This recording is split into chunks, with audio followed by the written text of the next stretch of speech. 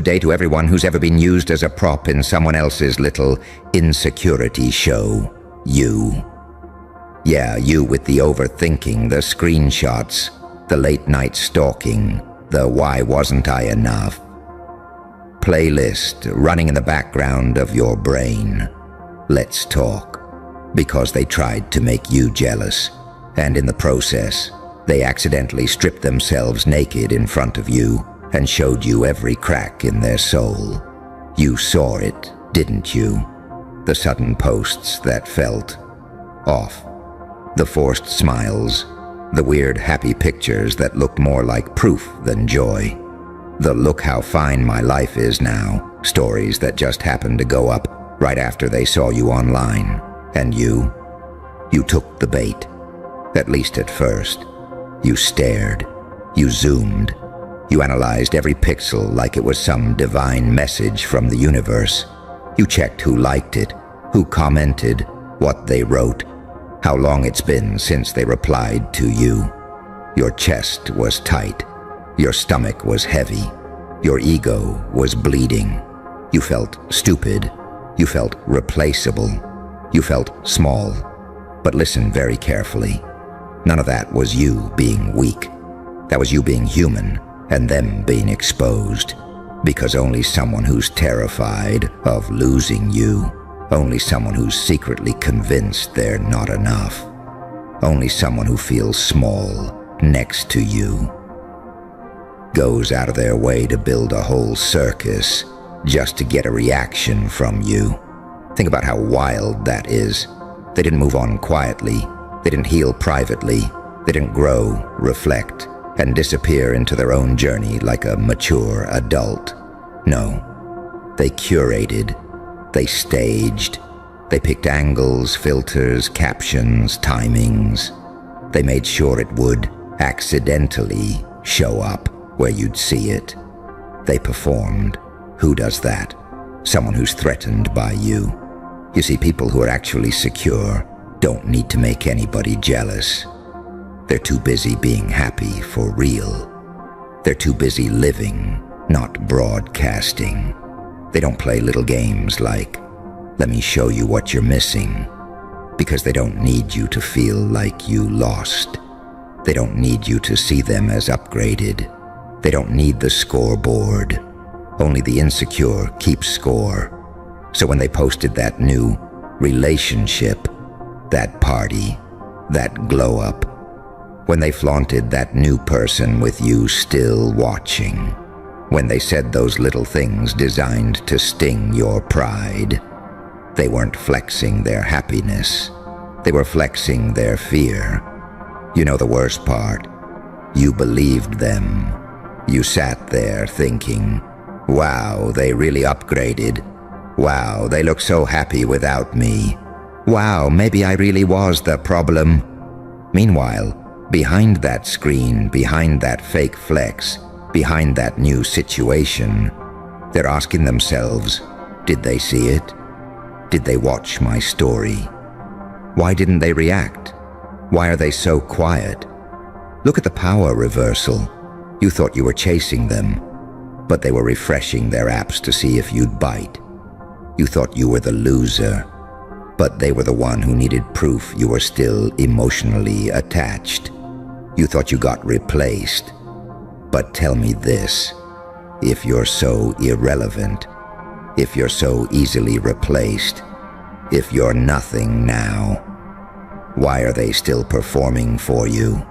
Why does your silence scare them more than your attention? Why does your reaction mean more to them than their own reality? You becoming jealous was never the end goal. It was the measurement tool. You were the test, the gauge, the emotional thermometer. Do they still care? Can I still hurt them? Do I still have power? That's what they were really asking. And every time you spiraled, every time you stalked, every time you obsessively checked, you weren't just hurting. You were confirming to them, yes, you still own space in my mind. Listen, this is gonna sting a bit, but you need to hear it straight. You didn't just get hurt. You got manipulated. They took your heart, your loyalty, your sensitivity, and used it as a mirror to feel big. Because deep down, they feel small. Deep down, they feel unworthy. Deep down, they know what they did to you. They know they lied. They know they were hot and cold. They know they confused you on purpose. They know they played victim while inflicting damage. And people like that, they don't want accountability. They want validation. So instead of saying, I hurt someone good, I should be better, they say, watch how fast I can replace them. It's not about moving on. It's about winning. But here's where the game breaks. You're not actually a contestant. You were never supposed to be on that scoreboard. You are not their ex to beat. You are not their old chapter to overshadow. You are the entire book they're still mad they got written out of. They tried to make you jealous and accidentally showed how scared they are that you'll realize your worth.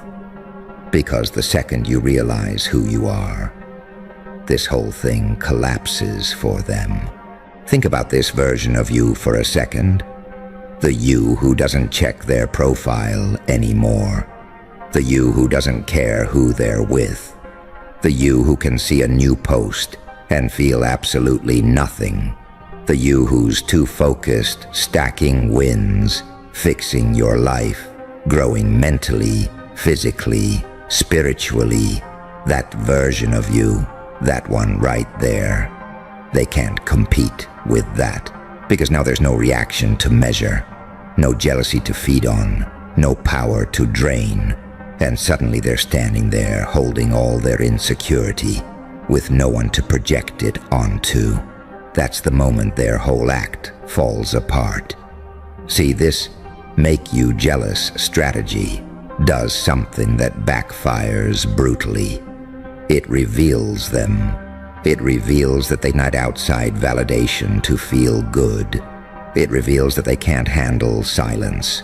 It reveals that even in their new life, with their new person, their new environment, they're still thinking about you.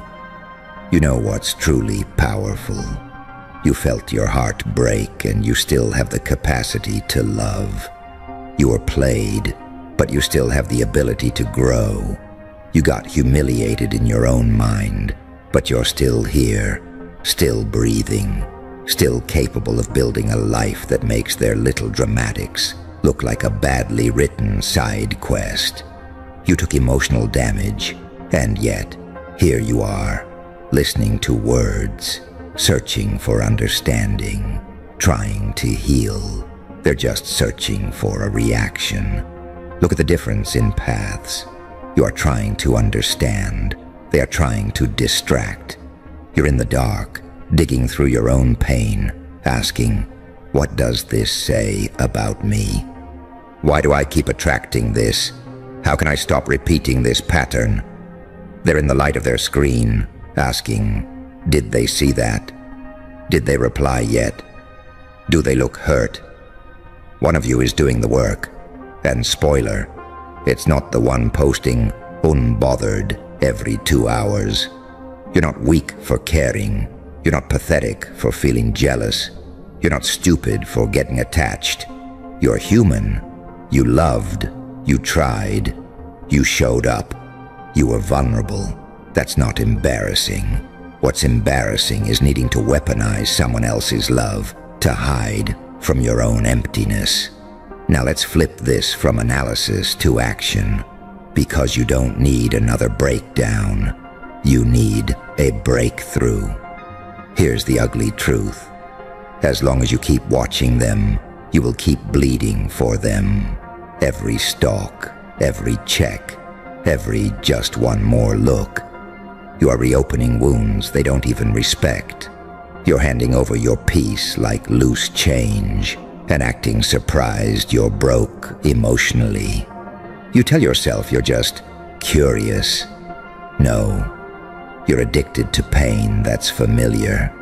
You don't need to see if they're happy. You don't need to see if they regret you. You don't need proof they downgraded. You need to decide that your life is no longer a reaction to theirs. You know how powerful that is? To wake up today and say, I'm done being the audience to someone else's insecurity show. I'm the main character in my own story now. Because right now, let's be honest, your mind is a cinema, and they're the lead role. Their posts, trailers, their stories, new episodes, their new person, the replacement actor, and you're sitting there, front row, popcorn made of your self-esteem, watching, crying, overanalyzing. You've got it backwards. You are not the one watching the movie. You are the movie. You are the plot twist they never saw coming. The one where the broken, insecure version of you dies off quietly, and the unbothered, self-respecting, healed version of you walks out and never looks back. Let's get practical for a second. Emotion without action is just a spiral. You want to really flip this? You want to really take your power back? Then do things that don't include them at all. Go to the gym and don't post it for them. Read the books and don't quote them for them. Fix your sleep. Fix your finances. Fix your discipline. Not so they regret losing you, but so you stop losing you. Because that's what this whole thing has really cost you so far, hasn't it? Not just them, not just the relationship. It cost you, your joy, your presence, your self-respect. How many hours have you wasted lying there replaying conversations in your head? How many days have you mentally paused your life, processing what they did? How many times have you lowered your own bar, trying to understand why you weren't enough? Here's a harsh reframe. It was never that you weren't enough. You were simply dealing with someone who never felt like they were. You could have brought the sun, moon, and stars, and they would have still felt like a shadow. So they played dirty. They tried to trigger you. They tried to control the narrative. I left. I'm happier. I upgraded. But underneath all that noise is the quiet, inconvenient truth. If they were so healed, they wouldn't need you to see it. And if you were as worthless as they made you feel, they wouldn't still be working overtime to prove they're better without you. You don't prove you're over someone by performing. You prove it by forgetting to perform, not posting about them, not checking for them, not planning revenge glow-ups, just genuinely moving on. That's what you're going to build, not a fake life that screams, "Look at me now," but a real life that whispers, "I'm finally free." Free from their judgment, free from their scorekeeping, free from the version of you that was obsessed with being chosen. Because that's another thing you need to admit to yourself, right here. You weren't just hurt. You were craving validation. You wanted proof that you mattered. And when they withheld it, or gave it to someone else, it felt like your soul got ripped out. But your worth was never going to be delivered through their attention. It was always going to be decided by your standards. You know what a standard is? It's not just a preference, it's a line. I don't care how lonely I am, I'm not accepting this. I don't care how much I love you, I'm not tolerating this. I don't care how much it hurts, I'm walking away from this. That's power. Not posting a hotter selfie, not flaunting a rebound, not trying to make them jealous back. That's still you orbiting around their insecurity. That's still you playing the same dumb game. You don't need revenge. You need distance. You need to starve the connection. No likes, no views, no reactions, no unblocking, no late night, just wanted to check on you. You want to see their true character? Disappear. Don't slam the door. Just quietly walk away and rebuild. Watch how they react when the main source of their validation stops feeding them. Maybe they'll scramble. Maybe they'll love bomb. Maybe they'll mock you. Maybe they'll pretend they don't care. Doesn't matter, because it's not about them anymore. It's about you finally stepping out of a role that has kept you small. The role of the person who takes all the emotional hits and still asks, "What did I do wrong?" You know what you did wrong? You thought love meant suffering. You thought attention meant worth. You thought their game meant your failure. But now you know better. You know that people who truly see you don't try to hurt you to feel big. You know that healthy relationships don't require you to compete with your own absence. You know that anyone who tries to make you jealous is just flashing the neon sign of their own insecurity. They tried to make you jealous. And that should be all you need to know about them. Not, how do I get them back? Not, how do I make them regret? Just, oh, that's who you are. Under pressure, under ego, under fear. That's how you treat people who loved you. Cool. Noted. Door closed. Now it's your turn. Your turn to stop scrolling through their life and start editing your own. Your turn to stop replaying old conversations and start rewriting your beliefs. Your turn to take all that jealousy, all that anger, all that heartbreak, and turn it into fuel. Fuel for your boundaries. Fuel for your standards. Fuel for the version of you that doesn't need anyone to feel chosen, because you already chose yourself. The next time you see something that was clearly designed to make you jealous, I want you to do this in your head. Don't say, "Wow, they look so happy." Say, "Wow, you're still that insecure." Not out of bitterness, but out of awareness. You're done romanticizing their behavior. You're done pretending their mind games are proof of your lack. You're done reading your worth in their actions. You read your worth in your own choices now. How quickly you walk away from manipulation. How calmly you respond to disrespect. With silence, not obsession. How fiercely you protect your peace like it's sacred, because it is. They tried to play with your head. They tried to twist your heart. They tried to turn your love into something fragile and desperate. But they didn't realize who they were dealing with. They weren't dealing with a victim. They were dealing with someone who just hadn't remembered their power yet. That's what you're doing now, piece by piece, decision by decision, boundary by boundary. You're remembering who you were before they got in your head, who you were before you let jealousy define your worth, who you were before you became obsessed with proving you were good enough. You don't need to prove that anymore. You just need to live like it's already true. You just need to live like it's already true. And that's where everything flips on its head for you. Because think about it for a second. When you believe you're not enough, you move like someone chasing. When you know you're enough, you move like someone choosing. There's a huge difference. When you're chasing, you're refreshing their page, reading meaning into every caption like it's some sacred text about you. When you're choosing, you're too busy deciding who even deserves to stand next to you. When you're chasing, every little thing they post feels like a knife. When you're choosing, it feels like background noise, static, just there. And yeah, it doesn't happen overnight. You don't wake up one morning like, "Cool, I no longer care, thanks, brain." Your mind doesn't work like that.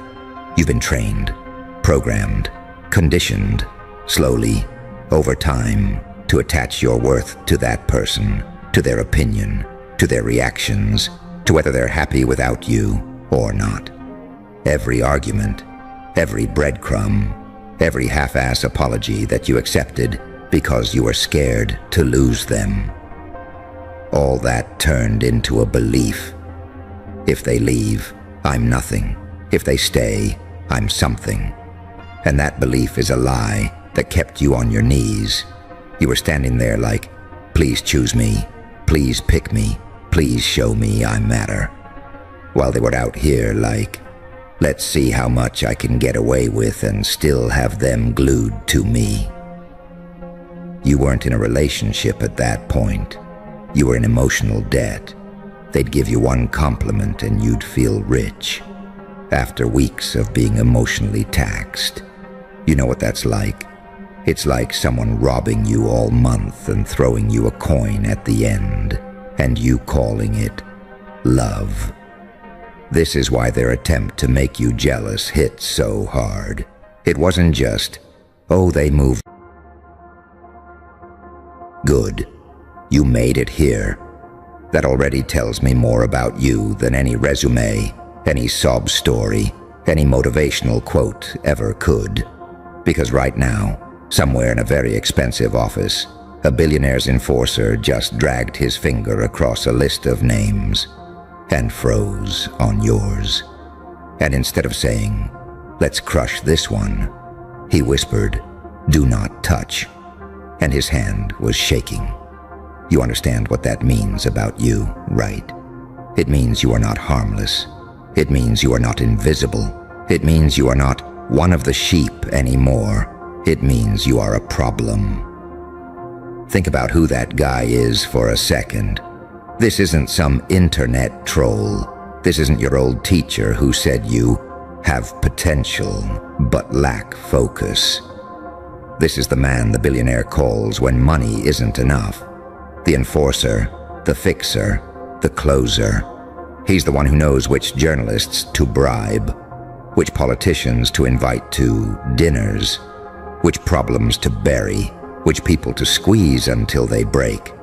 He has watched people fold for money, for status, for a job, for a little bit of comfort. He has seen the toughest talkers shut up when the right number of zeros hit the screen.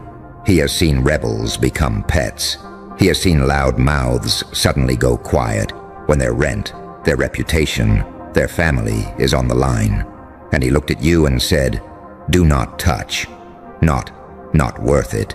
Not too small. Not ignore. He said, do not touch. Like you're radioactive, like contact with you has side effects he can't predict. And his hand shook. You know what makes a man like that shake? Not a victim, not a beggar, not a wannabe. He shakes when he sees someone who doesn't play by the rules he knows how to control. He shakes when he sees a glitch in the system, someone who can't be bought easily, can't be guilt-tripped easily, can't be humiliated back into their little box. He's looking at your patterns, or rather your lack of them. He's thinking, why doesn't this one break where the others break? Why do they keep getting back up when statistically they should have stayed down? Who the hell trained this one? And he can't find the answer.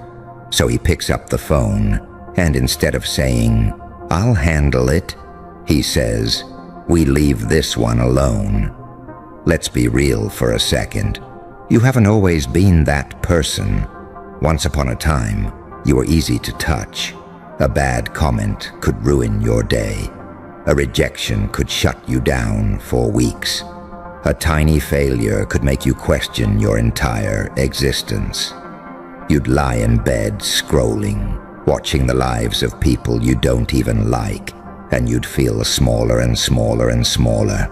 You'd shrink yourself around friends so they wouldn't feel insecure. You'd downplay your ideas so people wouldn't call you delusional. You'd pretend you didn't care so no one could see how much you actually cared.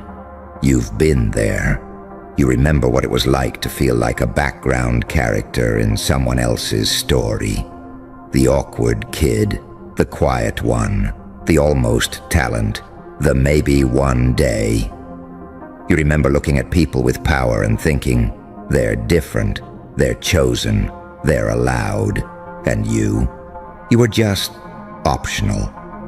So how do you go from that to this? From easily controlled to do not touch. You didn't snap your fingers. You didn't manifest it in a week. You bled for it, quietly. You started saying no to things you used to say yes to, just to be liked. You started getting up on days you didn't want to. You started taking hits and not broadcasting them for sympathy. You stopped worshiping their approval. You kept moving when nobody clapped. You kept working when nobody watched. You kept building when nobody believed.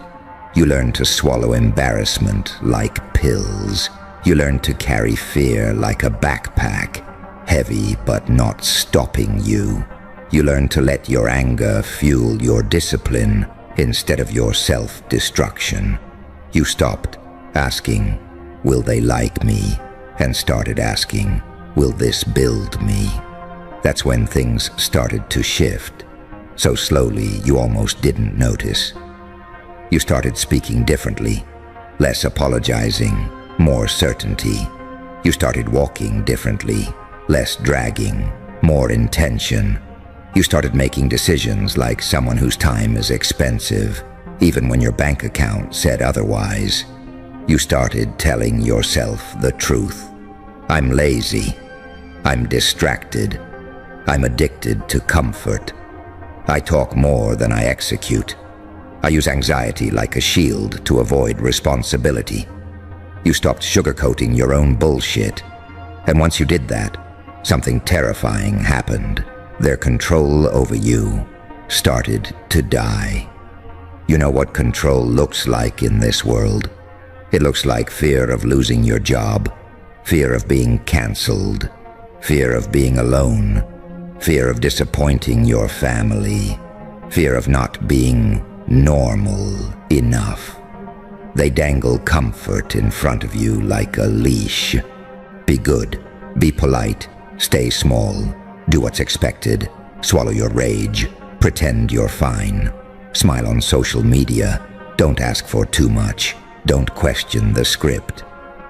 That's how they touch you, without ever laying a hand on you. They touch your mind, they touch your self-worth, they touch your choices. But then you started bracking those pressure points. You stayed when it was awkward.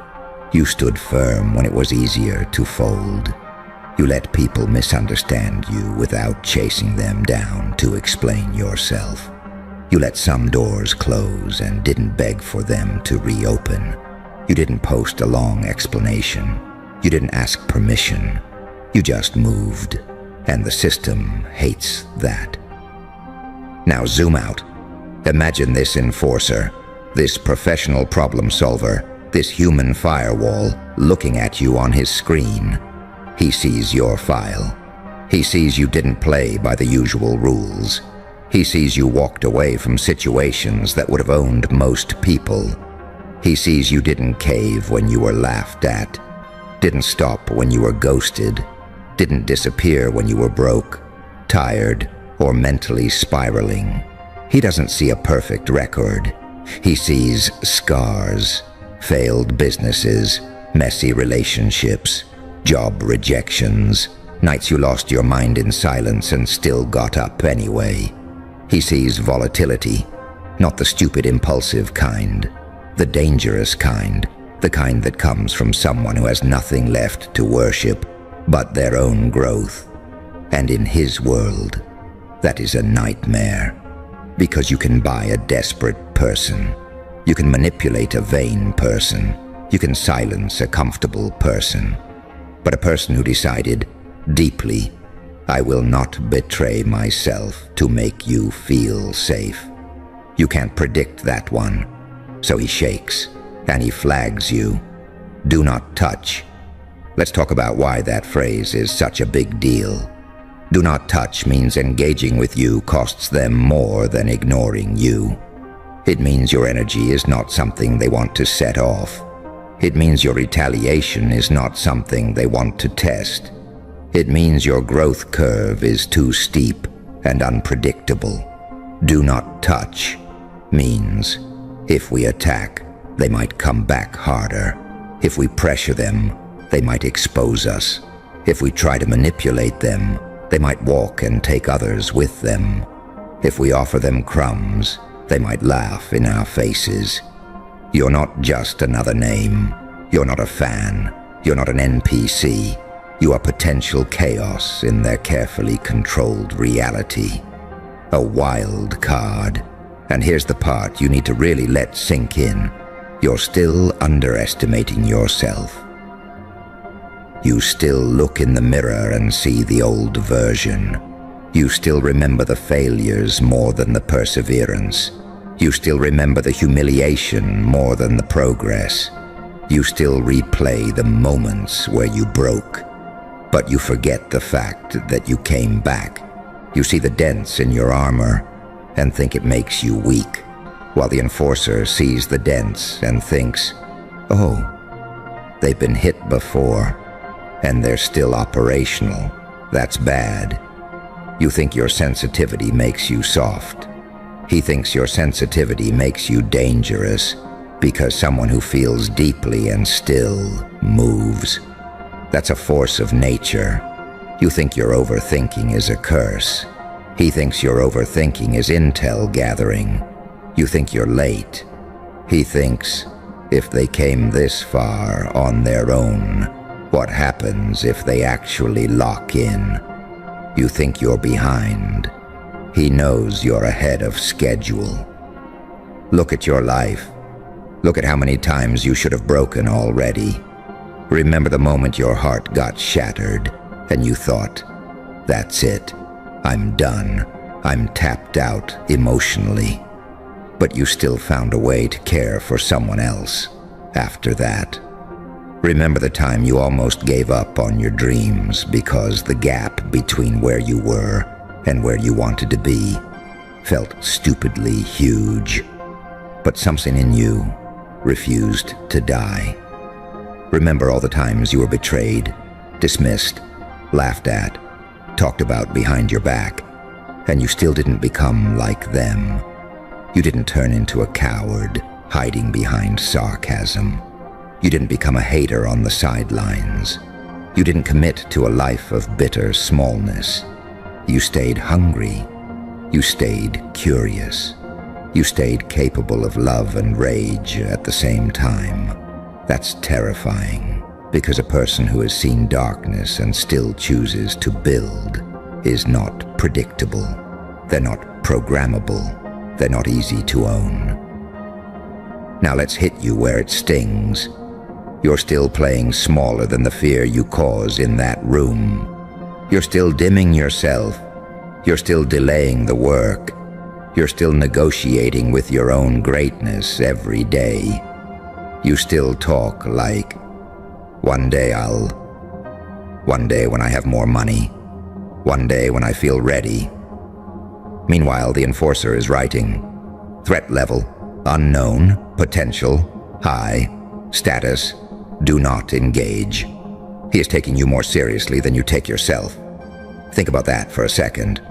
A man on a billionaire's payroll is factoring you into risk calculations.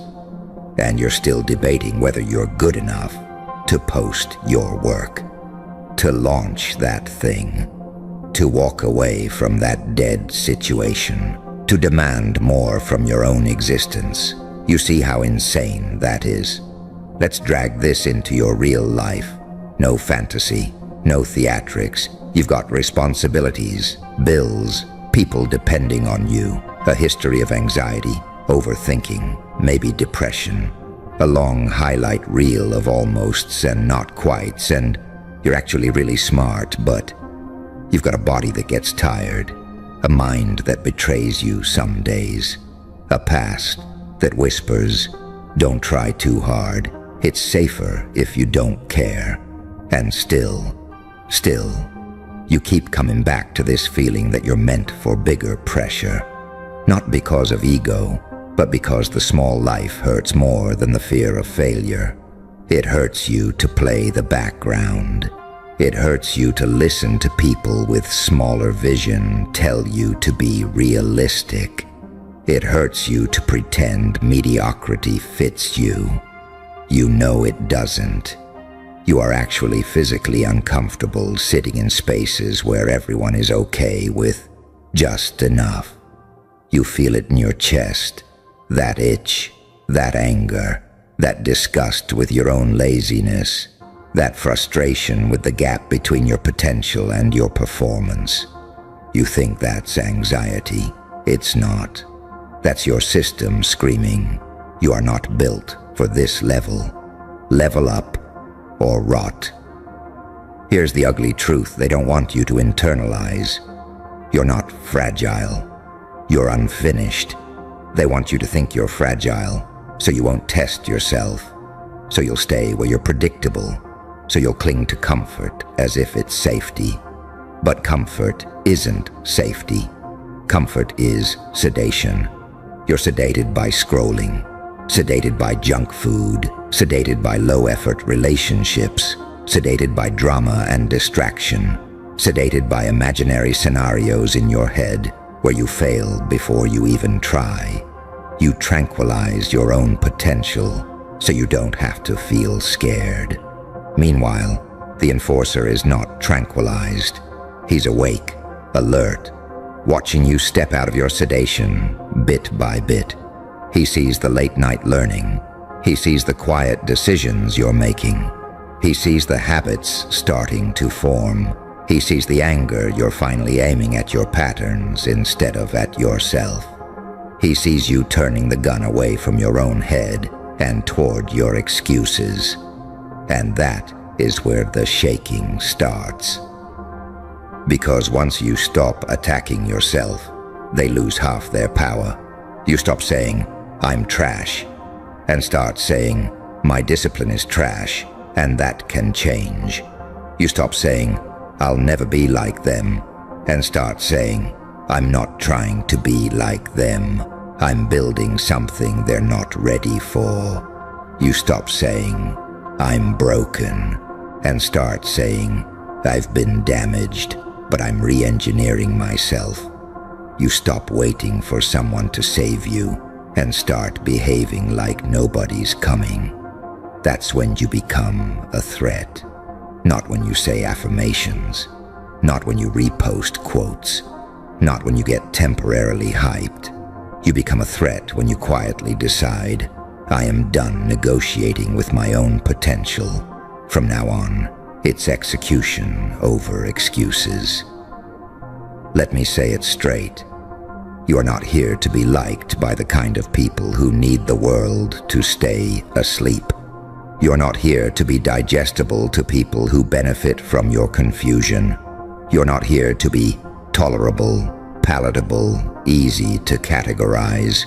You're here to break patterns, to end cycles in your bloodline, to create options that didn't exist for you when you were younger. You're meant to scare some people. You're meant to make some rooms uncomfortable. You're meant to make some friends reveal themselves as enemies the moment you stop playing small. That's not a sign you're wrong. That's a sign you're finally visible.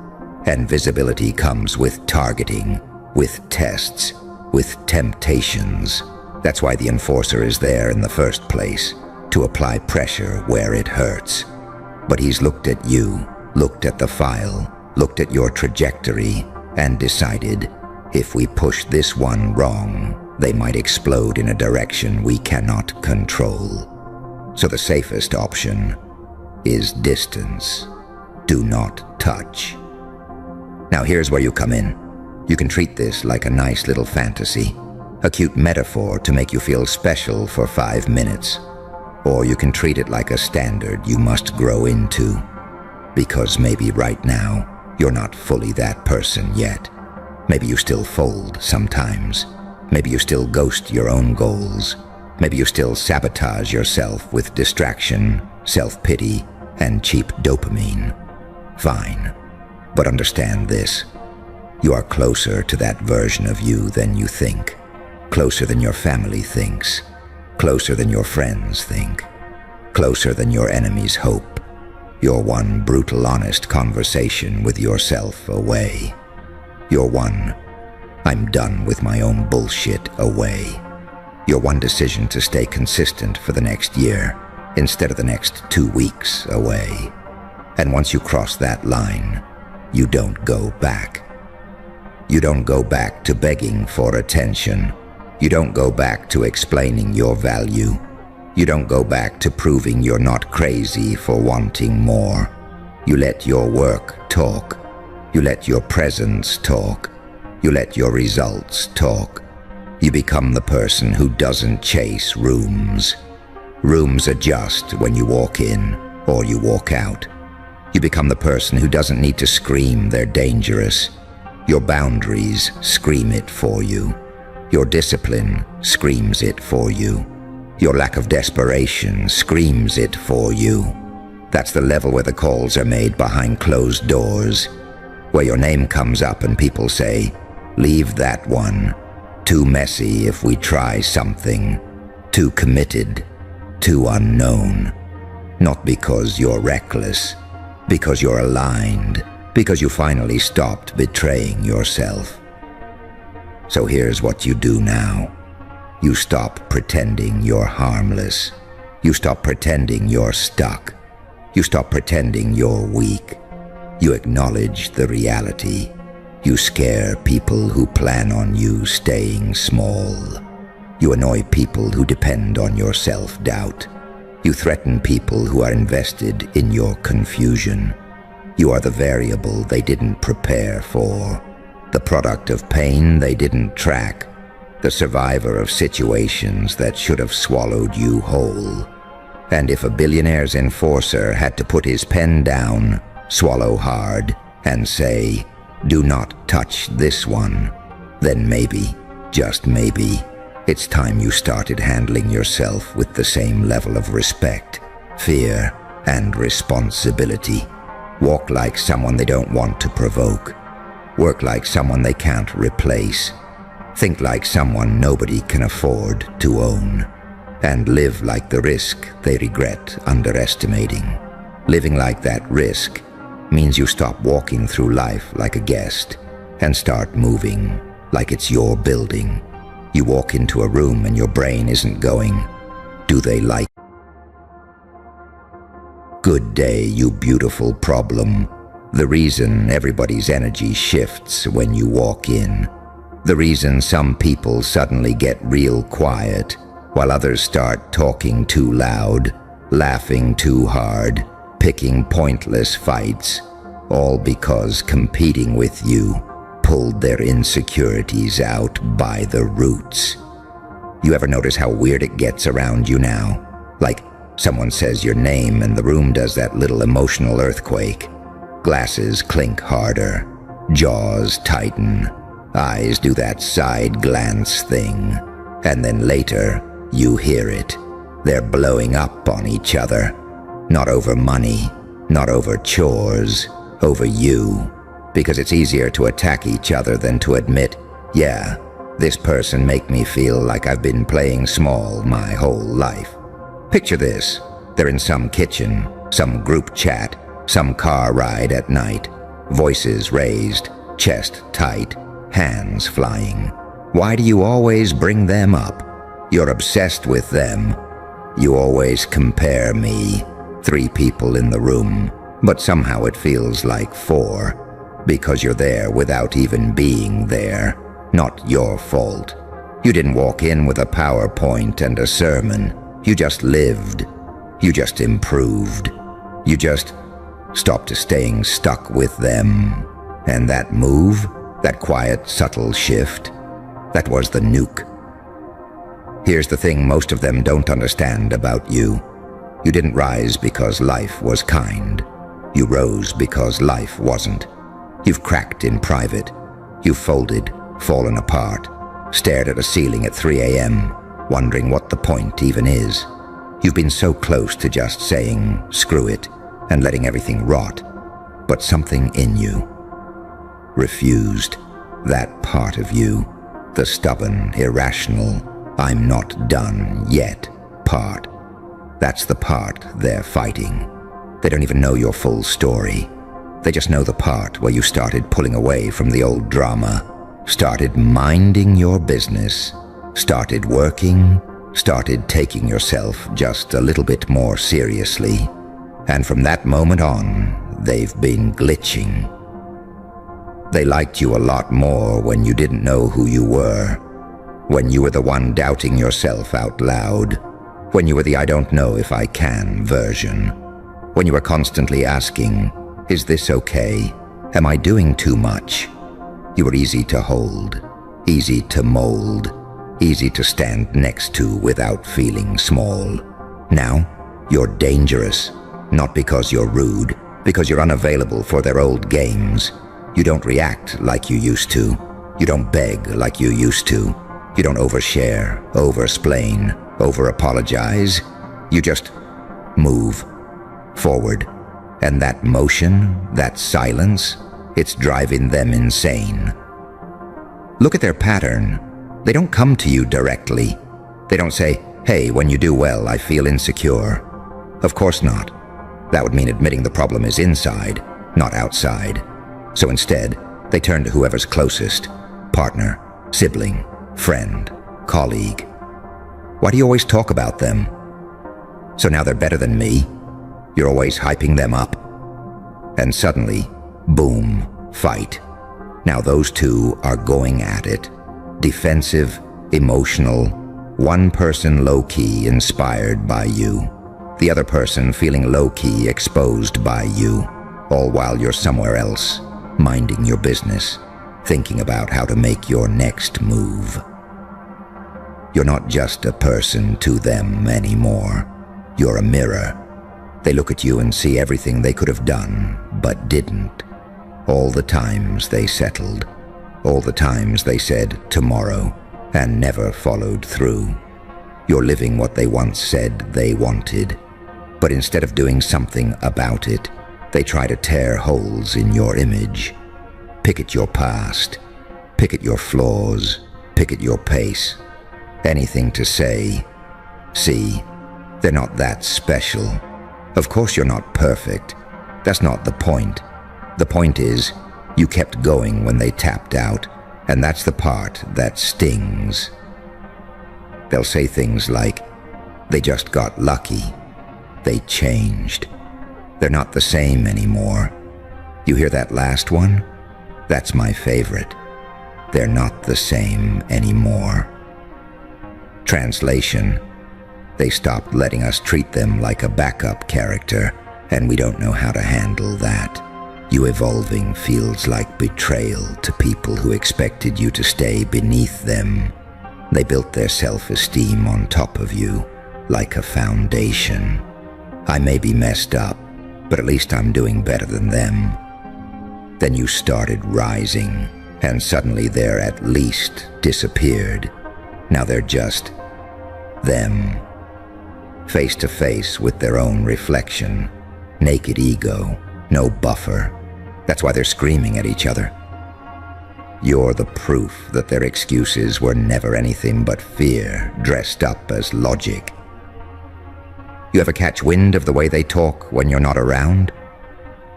She thinks she's all that now. He moves like he's better than everyone. They're so full of themselves since that thing worked out. It's hilarious, really, because if it were them winning, you'd never hear the end of it. They'd throw a parade, confetti, speeches, inspirational posts every day. But because it's you, because you came from the same place, the same struggle, the same group chat, now it's a problem. Now you're too much. Now you're doing the most. You didn't change into a villain. You just stopped playing the extra. You stopped orbiting them like they were the sun. You realized you had your own sky. And deep down, they know. They know you didn't get handed this. They know things hit you that would have finished them. They know you've eaten nights alone they couldn't survive.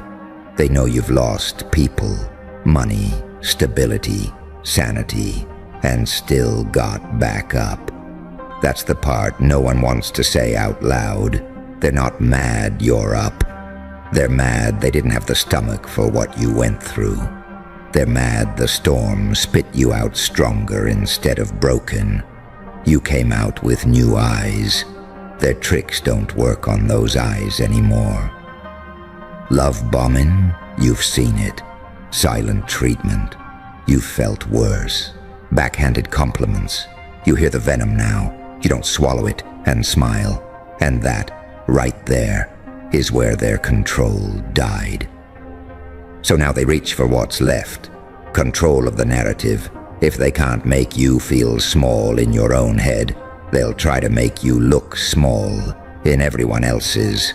Little side comments, little digs, little stories told with just enough twist to make people doubt you. But what they don't realize is your energy and your effort are louder than their gossip. People can feel the difference.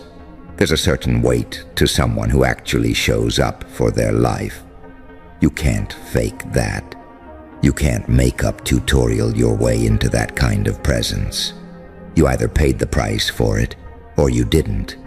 And when someone who didn't pay that price stands next to someone who did, yeah, the insecurity starts screaming. You're not hearing all their arguments. You're only getting fragments. But trust me, it's ugly. Why do you always defend them? Why do you look up to them so much? You act like they're better than me. They're not arguing about you. They're arguing about value. They're terrified that deep down, the people close to them can see what they see. You're moving different. You're not stuck in the same loop anymore. And that forces a question they don't want answered. If we started similar, why are we still here while they're over there? That question keeps them up. That question is the true fight. You just happen to be the name attached to it. Here's the wild part. If you dimmed yourself right now, started acting small again, downplayed your work, pretended you weren't trying, they'd relax. They'd breathe easier. The room would soften because they're not mad at you succeeding. They're mad at being confronted with their own reflection every time you do. But you know how dead you'd feel going back to pretending. You've tasted momentum now. You've seen what even a little focus does. You've seen doors crack open that were welded shut before. How are you supposed to unsee that? How are you supposed to go back to being the one everyone vents to, but no one expects greatness from? That role doesn't fit anymore. You outgrew it. It ripped at the seams. And yeah, it gets lonely sometimes. No sugarcoating that. There are days it feels like everybody's either low-key competing with you or waiting for you to fail so they can feel better. You catch the weird energy, the delayed replies when you share something good, the oh cool with no eye contact, the way they change the subject when it's about you for too long. It stings. It's allowed to sting. But underneath that sting, there's something real. You're not meant to stay where your growth makes people miserable. You're not built to keep watering dead soil just so no one calls you selfish. You've bled enough for ungrateful audiences. Now your life is clapping back for you. Think about how many times you almost watered yourself down permanently. How do I make them comfortable? How do I stop being too much? Maybe I should just shut up about what I'm doing. And every time you tried that, what happened? You felt off. You felt fake. You felt like your own ghost, because your potential doesn't fit inside their comfort zone. It never did. That's why even when you tried to stay small, you still bothered people. You being quiet bothered them. You having ideas bothered them. You having dreams, without even acting on them yet, bothered them. You existing as more than what they'd assigned you. That was already too loud. So if you're going to bother them no matter what, you might as well bother them by becoming undeniable. They're exploding on each other over you. Okay, let them. Let them argue about who really knows you, who really supported you, who really deserves credit for your glow up. Meanwhile, the truth is simple. You saved you. You dragged yourself out of places that tried to keep you. You forced yourself to heal from things they don't even know you're carrying. You learned how to function with heartbreak sitting in your lungs. You kept going with disappointment chewing on your spine. You laughed with a cracked heart and still made other people feel seen. They're not built like that. You are. That's why the pressure didn't crush you. It shaped you. Your existence is proof that they could have done more. That's the core issue. You're not a celebrity. You're not some unreachable god. You're someone who started in a similar place and refused to stay there. That makes you dangerous. Not to the world, to their narrative. Their narrative says, it's not my fault I'm stuck. There was nothing I could do. People like me don't get those kinds of chances. Then you show up like, hi, I'm people like you. I did something anyway. Boom. Storyline shattered. Now they either have to rewrite the story or attack the character who exposed the plot hole. Guess which one is easier? So what do you do with all this? You keep moving exactly how you were starting to move before you got spooked by their reactions. You keep being loud where you used to be quiet, focused where you used to be scattered, honest where you used to play dumb. You let your results do the talking. You let your consistency make the noise. You don't need to clap back at their arguments. The fact they're arguing at all is the proof. Nobody fights over something that doesn't threaten them a little. Let them say you changed. You did. Let them say you think you're better. You don't. You just finally see you're not worse. Let them say you're full of yourself. You spent years being empty. That era is over. If your name is the spark that sets off explosions in rooms you're not even in, that's not a curse. That's confirmation. You're not background noise anymore. You're the frequency they can't ignore, no matter how much they pretend. You feel that, right? The way your name hangs in the air a little heavier than it used to. The way people pause before they say it, like they're handling something radioactive. They used to say your name casually. Now it comes with a sigh, a side eye, a story.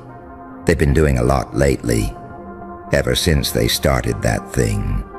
I mean, good for them, but that little but carries a whole earthquake. They're not just watching you, they're studying you. They're replaying your moves in their head when they're alone, scrolling your page, rereading your messages, zooming into your life, trying to find something that makes them feel better. A flaw, a mistake, a crack, anything that proves to them you're not really that far ahead. Because if you're not, they can relax. If you are, they have to look at themselves. And that's the part they're avoiding, like it's radiation. You ever catch somebody checking your page and trying to pretend they just stumbled on it? I saw your post, by accident. It just popped up. Yeah. Okay. The algorithm didn't do that. Their curiosity did. Their ego is in this weird tug of war. Part of them low-key proud of you. Part of them low-key praying you hit a wall. They won't say that out loud. They'll say things like, "I just don't want them to get hurt. I hope they're not getting ahead of themselves. I'm worried they're changing too fast." It sounds caring. It's not. It's fear dressed up as concern. Fear that you being brave exposes their comfort. They're scared that one day someone will look at the two of you side by side and think, "Yeah, one of you actually did it." Look at how they argue when you're not in the room. I'm tired of hearing about them. You keep comparing me. You act like they're some kind of hero. They're fighting each other. But under all that noise, there's this one quiet sentence hiding. "I don't like how small I feel when they're mentioned." That's it. That's the whole thing. Your name turned into a measuring tape. They didn't mean for that to happen. Back then, you were just part of the group. Same jokes, same complaints, same one-day speeches. You weren't a measuring tape then. You were just another person in the "we'll get there eventually" circle. Then you stopped saying "will." You started saying I'm gonna try this. I'm working on that. I'm changing this. They heard arrogance. What it actually was, ownership. You grabbed your life with two hands, and suddenly, everything shifted. You notice how they rewrite history too. I was always there for them. I told them what to do. They got that idea from me. The closer you get to something real, the more people start claiming authorship. They weren't in the room when you were fighting your own brain at 3 a.m.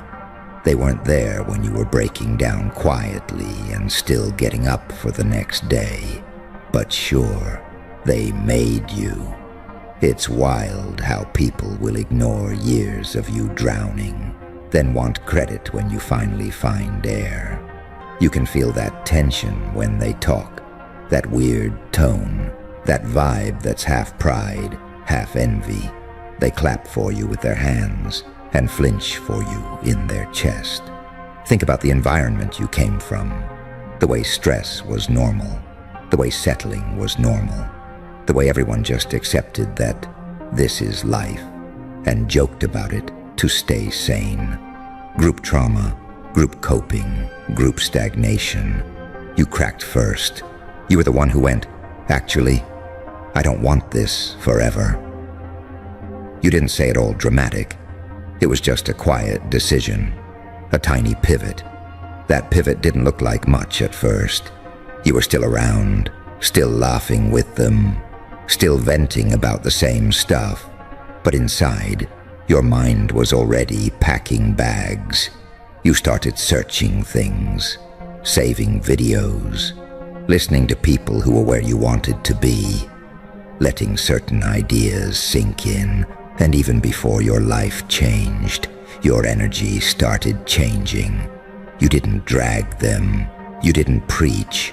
You just slowly stopped matching their hopelessness. That's when insecurity started to wake up. Look at how they react to your boundaries. You say, "I can't make it. I'm working. I'm off my phone for a bit. Got stuff to handle. I'm not talking about that today." And suddenly it's, "Oh, you're too busy for us now. You think you're better? You switched up. You used to be reliable, when reliable meant always available for everyone's chaos but your own. They got used to using your time like it was free refills. Now you're charging that time to your future. You're putting your energy into things that grow you. They feel robbed. It's like they had you on an emotional subscription plan and woke up one day with their card declined. They don't like that. They don't like that your yes isn't automatic anymore. They don't like that you're not front row at every meltdown, every drama episode, every low-effort loop.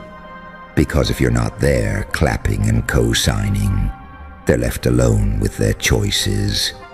That's where the explosions come from. That feeling of, why aren't you staying stuck with me? They won't phrase it like that. They phrase it as betrayal. You can see it in relationships too. That partner who suddenly starts comparing themselves to you, even though you never asked them to. Why do you always praise them? You think they're doing more than me? Or the friend who gets salty because someone they like looks at you with respect. Someone says, "They're really grinding, I respect that." And boom, emotionally, a chair just got thrown. They're not mad at the compliment. They're mad at what it implies. If you're grinding, what are they doing? If you're focused, what does that make them? Those words echo. They echo in their head later when no one's around. You go to sleep. They stay up replaying that one sentence on loop, feeling smaller with every lap. That's the part you don't see. The way your existence hits them at 1 a.m. when the room is dark and the phone is bright. Scroll after scroll, little comparisons they swear they're not making, but their heart keeps making for them. They'll try to drag you back psychologically, little digs, little comments disguised as jokes. Relax, superstar. Okay, motivational speaker. Look at you, main character, said with a laugh, but the eyes give it away. They're trying to shrink you in language. If they can keep you in their old nickname for you, they don't have to update the version of you in their head. Easier to laugh at the dreamer than to respect the person actually putting in work. And if you ever react, they flip it. "I'm just joking. You're too sensitive. You've changed. You can't even take a joke anymore. You didn't lose your sense of humor. You just stopped finding your own disrespect funny." Think about how often you've almost sabotaged yourself just to keep them comfortable.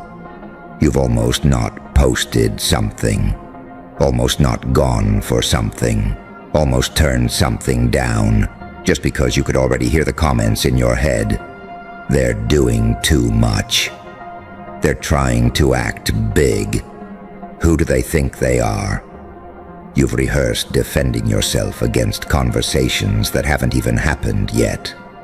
And in a way, they did happen. In your body, in your nervous system, you felt the rejection before it even came. You shrank preemptively to dodge a reaction they didn't even earn the right to have. Then you look around and realize something. The people shouting the most are usually doing the least. The loudest critics rarely have anything built. You almost threw away moves for opinions coming from people standing perfectly still. There's this crazy part of you that still wants them to come with you. You still have that hope sometimes, that maybe if they just saw what you see, they'd wake up too. You imagine this version where all of you win together, where they don't feel threatened, they feel inspired. You want that. You're not heartless. You didn't ask to become the one that outgrew everybody. You just couldn't pretend to be okay with drowning anymore. You tried inviting them. You dropped links. You shared podcasts. You gave tips. Half the time they shrugged it off. The other half, they took your suggestions and still got mad when you pulled ahead with your own. You weren't trying to leave anybody. You were trying to survive yourself. And survival, in this world, looks like selfishness to people who benefit from your self-neglect. Every time. Fair warning, you freak people out, and I mean that as a compliment. You walk around with this creepy little superpower, I just know, and you try to act like it's nothing. But it isn't nothing. It's the reason people look at you for half a second too long. It's the reason some folks get uncomfortable when you go quiet. It's the reason they fidget a little when you lock eyes with them. Because you don't play their game. You see through it. You ever notice how someone walks in, says all the right things, and your brain just goes, nah, something's off. No evidence, no screenshots, no voice notes, just that weird, heavy feeling in your chest, like your soul just hit the brakes. Everybody else is smiling, vibing, doing small talk.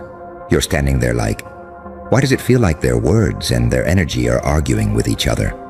That's the I just know in you. You clock people in seconds. You don't need time. You don't need 10 chances. You don't need them to show their true colors. You see the true colors leaking through the cracks in the first 3 sentences. And the sick part, you've been doing this for years and still acting surprised when you're right. You meet someone and your whole body goes, nope. You ignore it. You give them a chance. You overrule that feeling because you don't want to be judgy. Then boom, 3 weeks, 3 months, 3 years later, the mask slips. They do the thing you knew they'd do. They betray you the way your gut said they would. They talk about you exactly the way your chest told you they would when you first heard them talk about someone else. And you're sitting there like, greater than, of course, I knew it. I literally knew it from day one. You say that to yourself so often it should be on a t-shirt. You know what makes people nervous around you?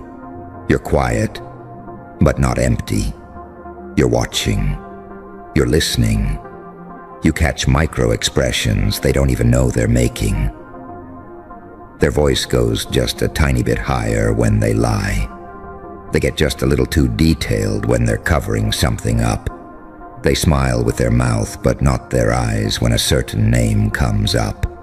And you feel it, instantly. They're telling a story, and halfway through your brain's like, yeah, that didn't happen like that. But you don't call them out. You just sit back, store the data, and let them talk. That right there, that silence, that's what creeps them out. Because deep down, they can sense it. You're not buying the performance.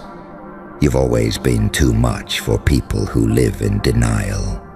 Too observant, too sensitive, too aware. You notice who laughs when you're vulnerable. You notice who goes quiet when you win. You notice who suddenly acts distant right after you set a boundary. They think they're being subtle. They think you didn't catch it. You caught it. You feel the tiniest shift in energy, like someone turned the room temperature down 2 degrees. You can't prove that in a court of law, sure. But your nervous system stamped it. Noted. You've been gaslit enough times to know how this works. You say, oh, something feels off. They say, you're overthinking. You say, I don't trust this person. They say, you're being negative. You say, I just know they're lying. They say, you always assume the worst. And for a long time, you believed them. You thought you were broken. You thought you were paranoid. You thought it was just trauma. But look at the scoreboard. How many times were you actually wrong? Compared to how many times they made you feel crazy until the truth finally came out and validated everything you felt from the beginning. You're not the problem here. Your accuracy is. Your hit rate is disrespectfully high, and that scares people who live off confusion. It's funny, isn't it? When your intuition whispers, nobody hears it. When reality screams the same thing later, everyone suddenly goes, wow, how did you know? Like you didn't spend months feeling insane. You knew because you always know. You knew when the tone changed. You knew when the energy got weird. You knew when the way they looked at you shifted from "I care" to "I'm studying you." You felt when your name started coming up in conversations you weren't invited to. You felt when someone stopped liking you, but kept using you. You felt when their intention shifted from genuine to opportunistic.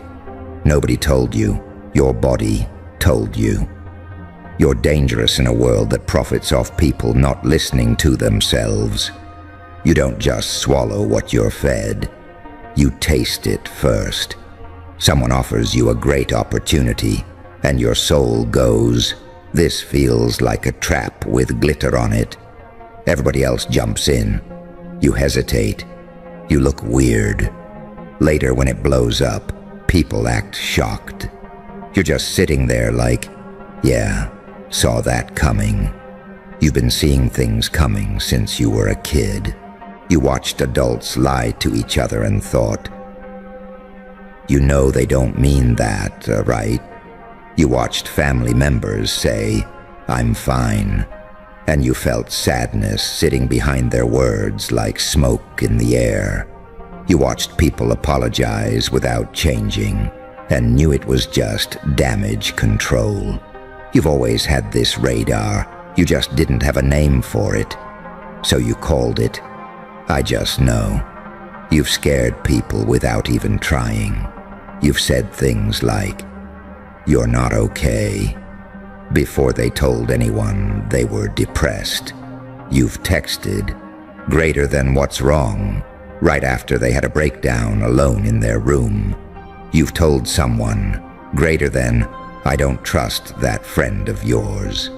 And months later, that friend became the main reason everything fell apart. People joke, "You're kinda scary," but they mean it. They're low-key afraid of how fast you read patterns. Because if you can see them, you can also see what they're trying to hide from themselves. And nobody likes that. You don't even have to talk for people to feel it. They tell a half-true story, and your face does that tiny micro-expression you can't control. Your eyes go flat for a second. Your vibe shifts from open to noted. They feel that drop. They don't know exactly what you saw, but they know you saw something. So they either start performing harder or slowly back away from you. Both are confessions. You've also lived the flip side of this, where your intuition warned you. You ignored it, and you paid full price. You felt uneasy around someone but stayed because they never gave you a reason.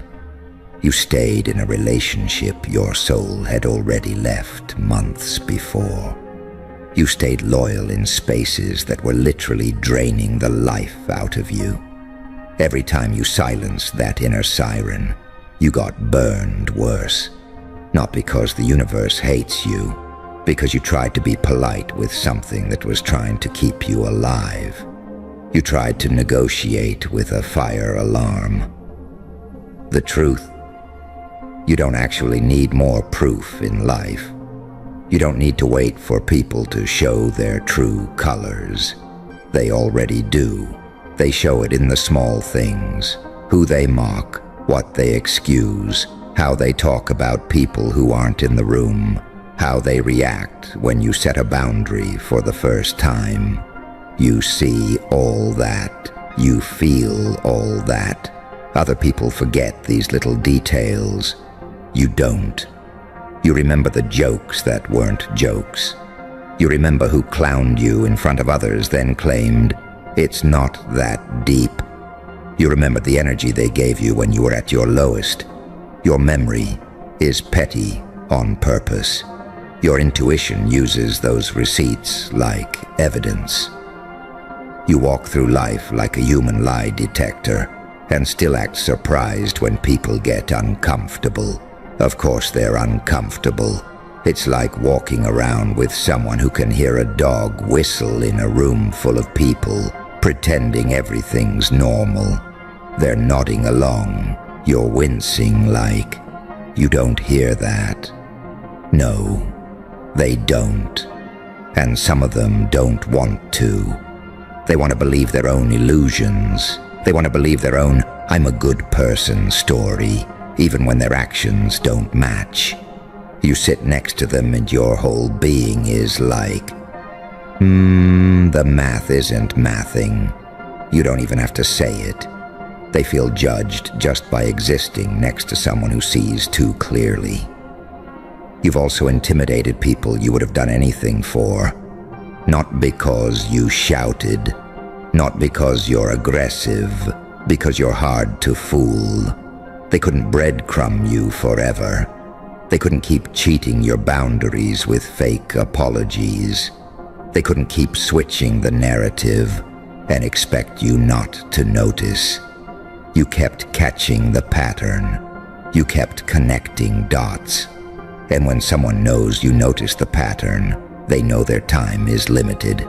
So they either step up or they sabotage the connection and blame you. You're too much.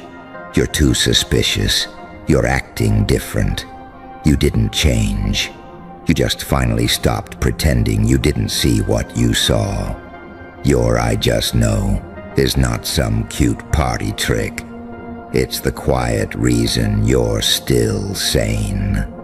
Every time you felt unsafe and couldn't explain why, something was off.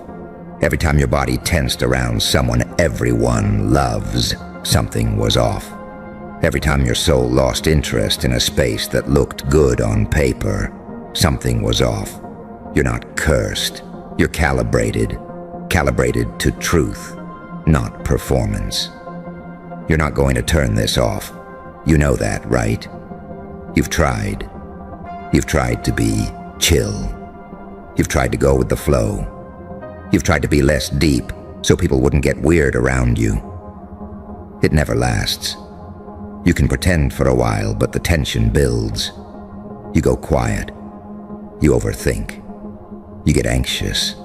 Not because you're broken, because you're betraying what you actually know. Your peace dies every time you choose someone else's comfort over your own clarity. You feel it. You don't want to be a walking lecture, fine. You're not. You're a walking mirror. People look at you and feel their own lies staring back at them. They feel their own bad intentions reflected.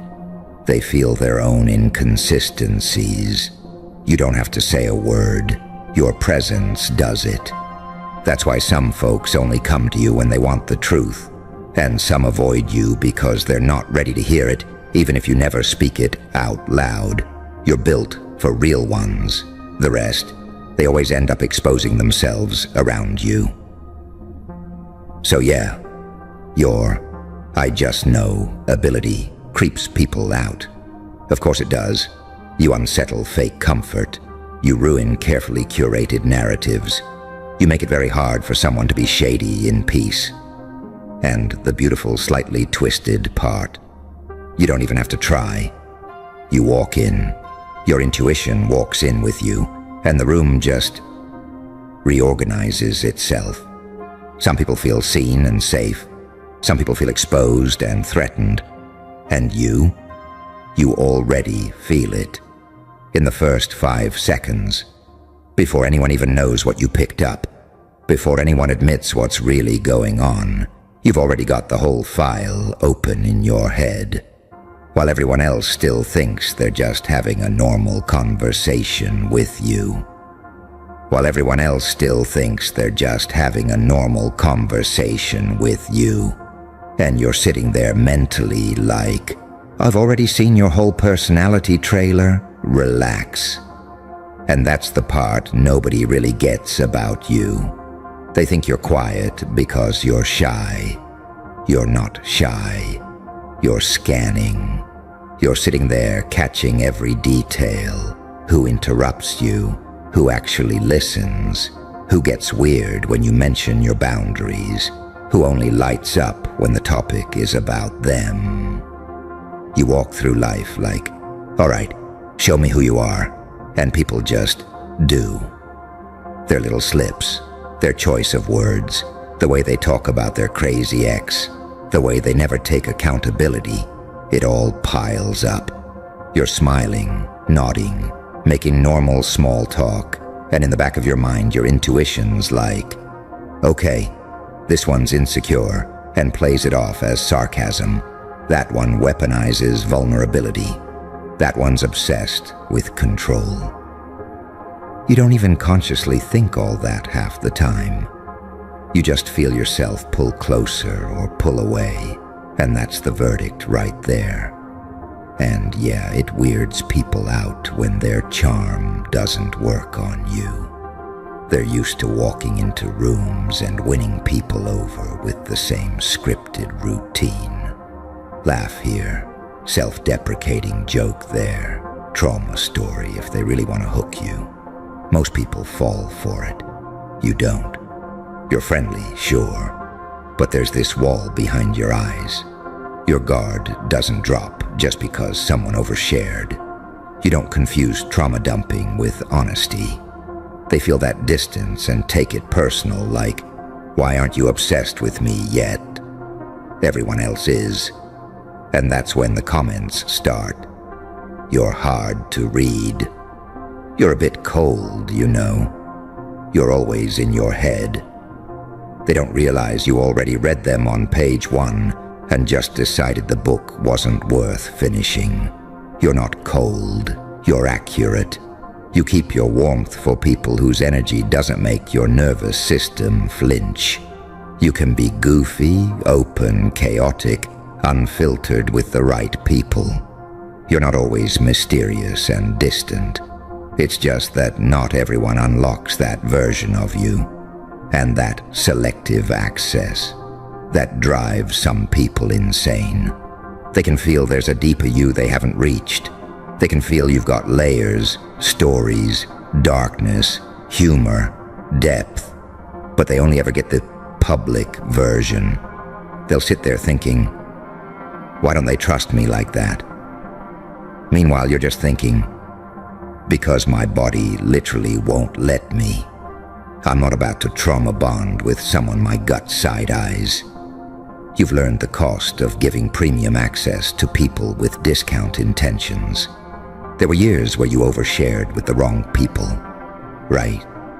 You spilled your soul, your pain, your history, and later you watched them hold it like a weapon instead of a gift. They used your insecurity in a joke. They repeated your secrets when it benefited them. They changed how they looked at you after you opened up, not with compassion, but with quiet judgment. After that, your system reprogrammed itself. Now, before words even leave your mouth, something in you checks the room. Can this person hold this? Or will they drop it on my head later? People notice that pause, that split second where you decide what version of yourself they're going to get. They feel it more than they understand it. And yeah, that gives off an unsettling vibe, because they're used to instant access. They're used to people trying to impress them, win them over, spill details to feel close. You don't feed that. You're not performing for connection. You're not auditioning. You're just there, watching. It puts the power balance in a different place. Suddenly they're the ones trying to prove themselves to you. And if they're used to being the one in control, that reversal hits their ego like a slap. You know that thing where someone keeps oversharing around you, almost like they're trying to force intimacy. They talk and talk and talk, and you're like, you're telling me your whole childhood and I still don't trust you. They sense that. They can feel their tricks not landing. They joke like, wow, tough crowd. But underneath it's more like, why can't I get into your head? And that's exactly why they're not supposed to. Your I just know keeps the lock on the door that their ego wants to pry open. Even in relationships, it hits different. You're not the type to get love-bombed and instantly melt. You might fall hard emotionally, though sure, you're human, but there's always that one part of you observing. They're saying all the right words, and something in you is low-key counting. How do they act when I say no? What happens when I'm not convenient?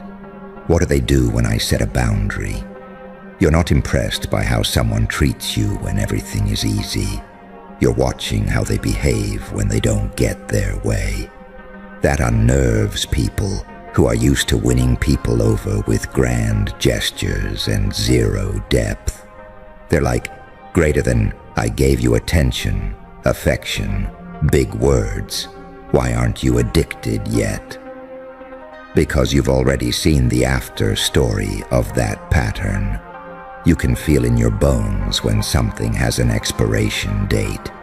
You can sense when someone is in love with the idea of you, not actually ready to meet the reality of you.